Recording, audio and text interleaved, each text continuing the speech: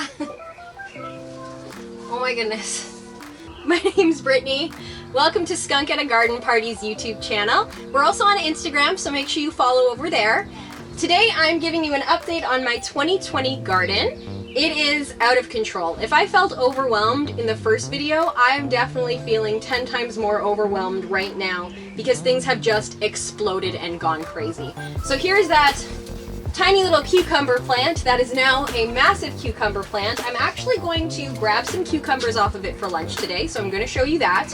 I'm also going to show you when I planted my tomato babies in the ground outside.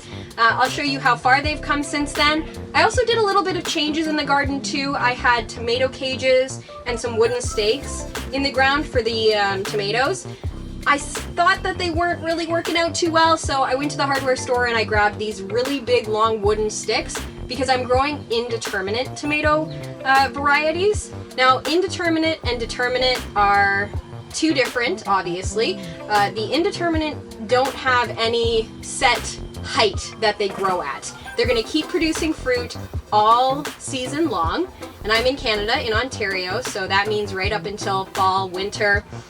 Determinate groups are going to get a certain height, they're going to set out their fruit, their tomatoes, and then they're going to be done for the year. So I like to continue that harvest for as long as I can, which is why I grow the indeterminate tomatoes. Alright, so let's start with this crazy guy. Let me show you some of the fruit that he's setting out right now.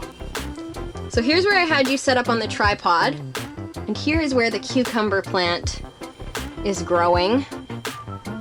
Now, since it is in the greenhouse, I have to hand pollinate all of these, which is why some cucumbers kind of look like this, a little skinny, a little misshapen, because I am not the greatest at hand pollinating. I'm still learning how to make sure I get a really good pollination rate. Speaking of hand pollinating, this guy is ready for that, so I better remember to do that this afternoon. You can see in the first video on my 2020 garden plans, me pollinating some of these cucumbers.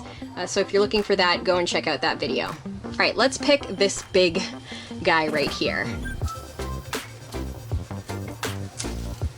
All right, there we go. I'm actually going to grab a few more off of this plant because there are a few growing that I don't think the camera can see, but I can. So let me just go around and pick some. This guy here, it's another. If we continue to the back of the greenhouse over here, I picked all the carrots. You can see that on our Instagram page. I do have some tomatoes growing, but it's absolutely wild. I have to do some pruning, and I'm actually planning to get rid of this tomato plant in here because he's gotten all wonky and crazy. The dill have gotten nice and big. They're about to flower, which is great to be used in pickling. Clearly I have a lot to do. And back here, these cucumber plants have started to produce as well, so we're gonna pick that guy too. Here are the cucumbers we just grabbed from the greenhouse. Now I'm going to take you outside of the greenhouse into my backyard, and we're going to see what is growing out there right now. Welcome to my backyard. Alright, so in this bed we have different varieties of peppers, some hot peppers, some jalapenos, some bell peppers. I have some spice bushes growing in here. This is pineapple sage, one of my favorite sage plants. Smells just like pineapple, it's amazing. I've got some dill in this bed, some basil, a ton of eggplants in the back here.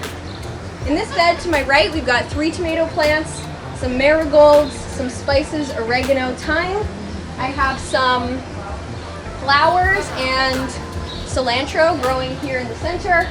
And then in the back here behind me is all tomatoes. A bunch of different varieties of tomatoes too, so that's really exciting.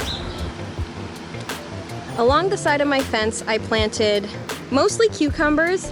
This guy is a squash plant. Don't know how that happened. Don't ask. And we do have some cucumbers that need to be picked out here as well. So I'm going to do a little bit of work out here, speed it up so you can watch me do that all really, really fast.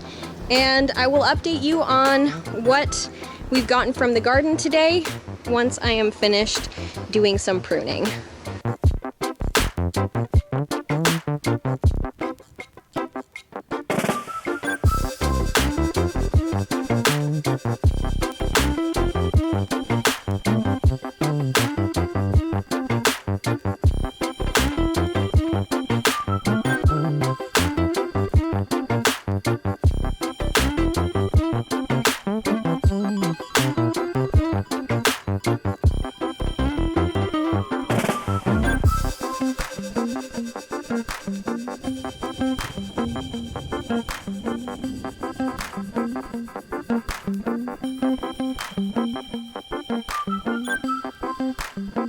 Tomato plants are prone to getting diseases, especially if the leaves are down here. We don't want the leaves touching the soil or getting wet, so I like to prune up a couple inches of the bottom stem just so there are no leaves that can get water splashed up on them.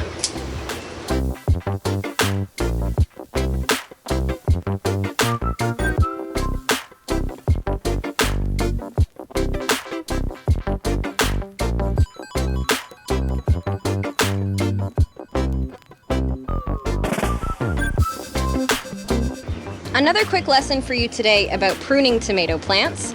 As you can see here, we've got the main stem growing up. We've got this branch of leaves here. And in between this armpit, we have something that is called a sucker. So this guy right here, you want to trim off, and you can actually use this guy to clone more tomato plants. So you can go and stick this guy in water and stick him inside for a few days. He'll start to grow roots on the bottom here. Then you can plant him in soil and make a clone of this tomato plant. Now, pruning suckers is a really good thing to do to keep your tomato plants from getting extremely crazily bushy and wild, and it also helps to produce bigger fruits. So here are my tomato plant clones. These started off as suckers that I clipped off the plant, like I just showed you, and I put them in water, as you can see, like this guy, and they started to grow roots, and then I just stuck them in soil, and then you got an entirely new tomato plant. This guy needs to go in soil really soon, too.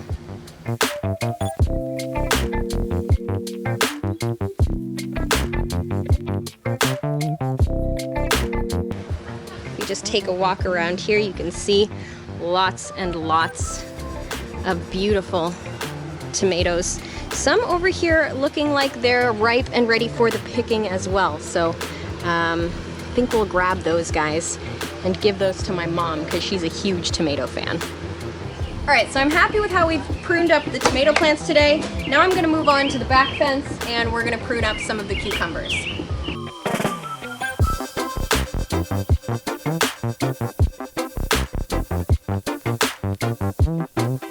So all I did with the cucumber plants are just to take away some of these leaves because they're getting a little crowded and it's easier to see the fruit and the flowers if you take away some of these leaves. And here's everything that I got from the garden today. Does anybody want any cucumbers? Anyone?